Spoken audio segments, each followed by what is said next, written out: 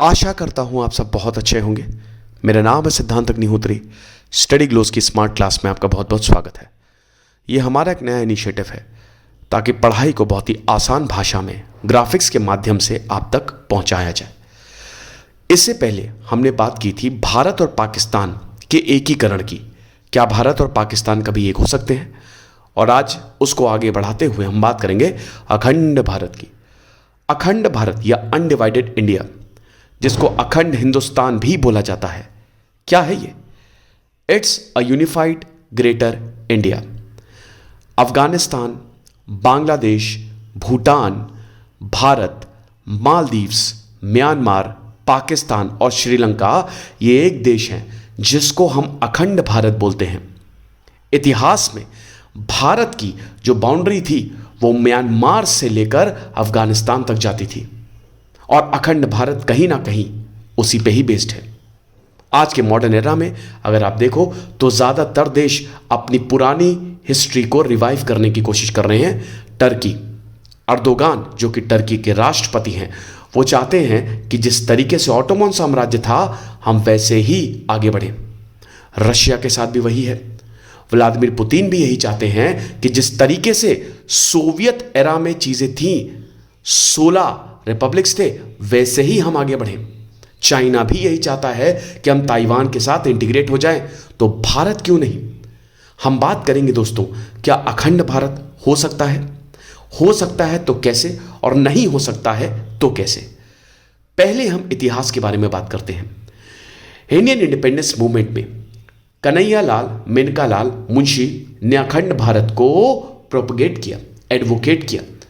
महात्मा गांधी भी इससे एग्री करते थे। महात्मा गांधी किसी भी तरीके के बंटवारे को नहीं चाहते थे।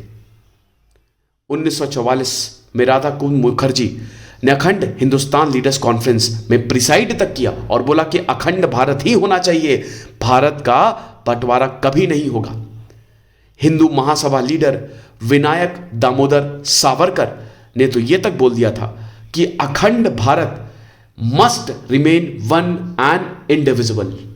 हम कभी भी इसको बांट नहीं सकते। कश्मीर से रामेश्वरम, सिंध से आसाम, सब हमारा है। आरएसएस, विश्व हिंदू परिषद, शिवसेना, महाराष्ट्र नवनिर्माण सेना, हिंदू सेना, भारतीय जनता पार्टी अखंड भारत के प्रोपोनेंट हैं। लेकिन आप एक चीज देख रहे हैं, ये राइट विंग ऑर्गेनाइजेशंस हैं। बाकी पॉलिटिकल पार्टीज जैसे सेंट्रिस्ट इंडियन नेशनल कांग्रेस, वो अखंड भारत से इतना ज्यादा सहमत नहीं है। अखंड भारत इतिहास में पॉसिबिलिटी थी। इंडस वैली सिविलाइजेशन से लेकर अभी तक ये पॉसिबिलिटी खत्म नहीं हुई है। सिंधु घाटी सभ्यता से लेकर 1947 तक अगर कुछ देशों को छोड़ दे, अफगानिस्तान, बांग्लादेश और पाकिस्तान तो हमारा पार्ट थे ही थे। लेकिन चीजें बदली। ब्रिटिशर के बाद ब्रिटिश ने बहुत ही चालाकी से धीमे धीमे करके एरिया को डिवाइड किया, स्वायत्तता दी, जिसकी वजह से भारत कमजोर हुआ, क्योंकि ब्रिटिश की पॉलिसी ही थी डिवाइड एंड रूल।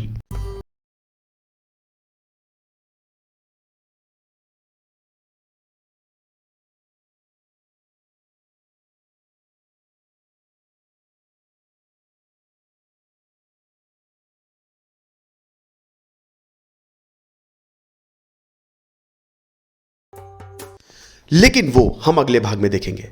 भारत के टुकड़े कैसे हुए, इतना बड़ा भूमि राज्य होने के बावजूद भारत कैसे बट गया, ये अगले भाग के लिए हम सुरक्षित रखते हैं।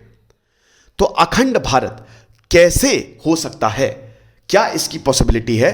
अब हम थोड़ा सा इस पे ध्यान देंगे। पहला बिंदु, बिल्कुल पॉसिबल है लेकिन मुश्किल बहुत है। क्यों?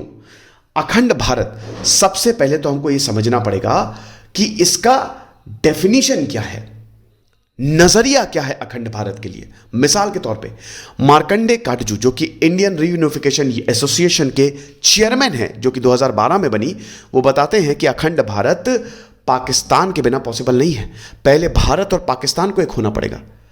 कुछ एक्सपर्ट्स का यह मानना है कि अखंड भारत में अफगानिस्तान, बांग्लादेश, पाकिस्तान और भारत तो है ही है। कुछ लोग Bhutan, Nepal, Myanmar, Cambodia, Indonesia तक जोड़ देते हैं। तो हमको सबसे पहले यह समझना पड़ेगा कि अखंड भारत की सीमाएं क्या होगी। दूसरा बिंदु, यह मुश्किल इसलिए होने वाला है क्योंकि आज देश बन चुके हैं। आज ये कोई भूमि का टुकड़ा नहीं है कि जब हम जाएं हमने इसको ले लिया। एक पॉसिबिलिटी यह बन सकती है कि जब सरकार अस्थिर हो तो भारत हमला कर दे, लेकिन यह थोड़ा सा मुश्किल होगा क्योंकि हम इंटरनेशनल ट्रीटीज, इंटरनेशनल ऑर्गेनाइजेशंस के खिलाफ जाएंगे। हम बहुत सारे चार्टर्स और बहुत सारे एग्रीमेंट्स को वॉयलेट कर देंगे, जिसकी वजह से इंटरनेशनल प्रेशर भारत पे पड़ सकता है। दूसरी पॉसिबिलिटी यह हो सकती है कि जिस तरीके से यूरोपियन यूनियन बना है, यूरोपियन यूनियन में फ्री ट्रेड है, यूरोपियन यूनियन सारे यूरोपीय देश एक दिशा में होकर काम करते हैं। जिस तरीके से अफ्रीकन यूनियन बना है, जो भले ही यूरोपियन यूनियन जितना सशक्त ना हो लेकिन फिर भी वो एक दिशा में काम करते हैं, ऐसे ही एक एशियन यूनियन बनाया जाए। क्या आपको पता है कि इटली, फ्रांस और जर्मनी की एक कॉमन पार्लियामेंट भी है? ऐसे ही एशिया के देश साथ में आ सकते हैं और अखंड भारत के तहत हम एक नए भविष्य, एक सुनहरे भविष्य का निर्माण कर सकते हैं। लेकिन यहां पे दिक्कतें आएंगी क्योंकि इतिहास हमको यह सिखाता है कि वर्तमान में रहना बहुत ज्यादा जरूरी है और वर्तमान के हिसाब से चीजें करना जरूरी है। अगर हम ज्यादा भूत में रहेंगे तो मुश्किल का सामना करना पड़ेगा। इतिहास से सीखने की जरूरत है। मेरे कहने का मतलब यह है कि आज ये एक देश है। मिसाल के तौर पे म्यांमार को अगर हम अखंड भारत में लाना चाहेंगे तो क्या वो देश आएगा? बांग्लादेश को अगर हम लाना चाहेंगे तो क्या वो देश आएगा? पाकिस्तान को अगर हम लाना चाहेंगे तो क्या वो देश आएगा? हम इसको बल से ले सकते हैं, जो कि शायद सही नहीं होगा और आज के समय में यह उचित भी नहीं है और फीजिबल भी नहीं है। दूसरा, जब देश खुद से चाहे तो हम कर सकते हैं ऐसा, लेकिन क्या देश खुद से चाहेंगे? मिसाल के तौर पे म्यांमार, आज म्यांमार में मिलिट्री डिक्टेटरशिप है। यह बहुत समय से एक देश रहा है, वहां की सरकारें अस्थिर हैं, लेकिन उसके बावजूद हम म्यांमार को टेक ओवर नहीं कर सकते क्योंकि लोग उठ खड़े होंगे, मिलिट्री उठ खड़ी होंगी और हम दूसरों के मामले में हस्तक्षेप भी नहीं कर सकते। इसका खामियाजा भारत को भुगतना पड़ा है। श्रीलंका और भारत के रिश्ते 1980 में इसी दिशा में चले गए थे। 1987 में जब भारत ने श्रीलंका में पीस कीपिंग फोर्स भेजी तो उसका खामियाजा हमको अपने प्रधानमंत्री को खो के चुकाना पड़ा।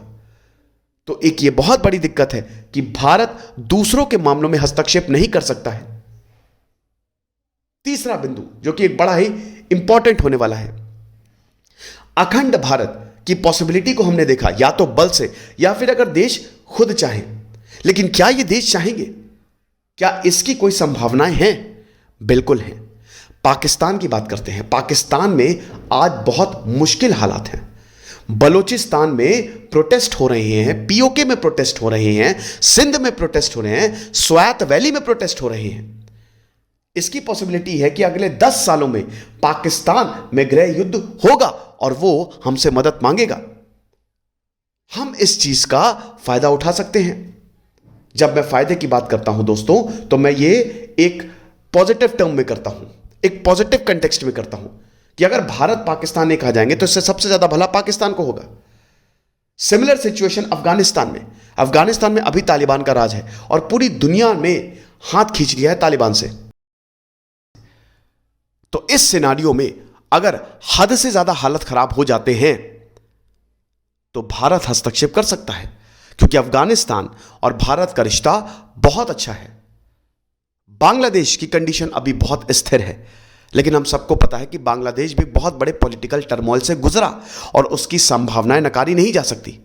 आर्थिक स्थिरता श्रीलंका, बांग्लादेश, नेपाल, पाकिस्तान, अफगानिस्तान, हम जिस अखंड भारत की बात कर रहे हैं और जिन देशों की बात कर रहे हैं, हमको यह नहीं भूलना चाहिए उनमें आज के समय भयानक आर्थिक अस्थिरता है। जब लोगों के पास दिक्कतें बहुत ज्यादा होती है तो वो विकल्प तलाशते हैं और विकल्प भारत है। तो अखंड भारत एक पॉसिबिलिटी है, लेकिन यह काफी ज्यादा मुश्किल होने वाला है। बल से हम किसी भी देश को नहीं जीत सकते, क्योंकि आज का जमाना बिल्कुल अलग है।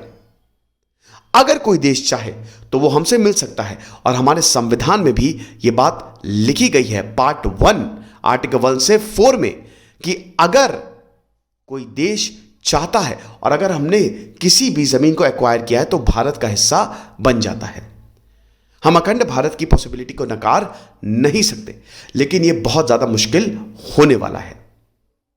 आप मुझे कमेंट बॉक्स में बताइए कि क्या अखंड भारत पॉसिबल है, संभव है? आपके कमेंट्स का हमको इंतजार रहेगा।